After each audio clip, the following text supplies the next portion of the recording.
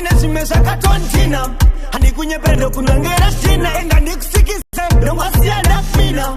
wazofamba uchiti yakantuma ndobva ndakurovera vese vaunotuma cheukuru zvese papo zvinobva zvaguma kusiya uchifamba pese chingo chema usanjairire usanisaize nekuti nini ndiri mdiki kwauri basi usanitarisire kana kunditampana nekuti wafamba nevhiri usanjairire usanisaize nekuti nini ndiri mdiki kwauri basi usanitarisire kana kunditampana nekuti wafamba nevhiri makuda undijairira manje makuda ndona kunge murimi wedonje asi inini ndekatsamwa manje ndofambisa netsoka usvika kumagunje haunganisaize nekuti wakuzvitambinga